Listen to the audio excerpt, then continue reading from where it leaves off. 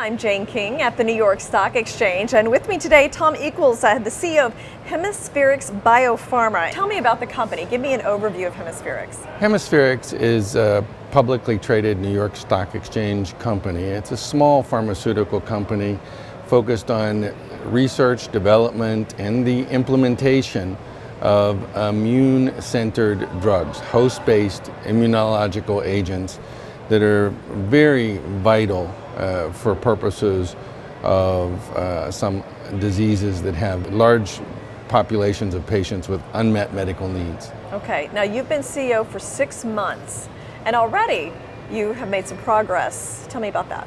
Our stock has appreciated during the period from January through the present by approximately 100% on Wow. a sustained basis. That appreciation, I think, is in large part due to a number of measures that we've implemented. Okay, so you have got some drugs in the pipeline. You've done a lot of work in chronic fatigue syndrome. We have. Tell me about that.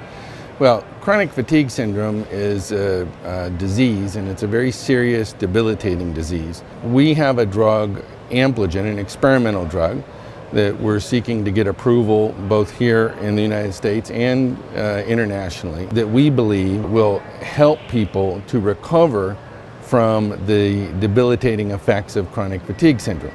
So that's the purpose of Ampligen. And interestingly, our first work with chronic fatigue syndrome was at the request of the FDA many years ago. Now, also you have some recent news. Our first order and shipment for our international program in Europe of Ampligen was made. We're part of an early access program there, which we have great hopes for, and so we're happy to kick that off.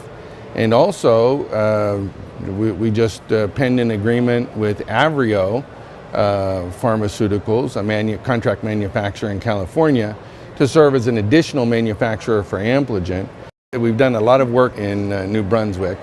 This is where we manufacture the polymers that are the basis for the Ampligen drug, but we also have established a brand new manufacturing facility which uses bioreactors to tremendously increase the efficiency and lower the cost of our FDA-approved drug, Alferon, which is approved for refractory HPV uses in the United States. It's approved for all refractory uses in Argentina. We have certain technologies that are very late term in terms of the experimental drug Ampligen and the approved drug Alferon.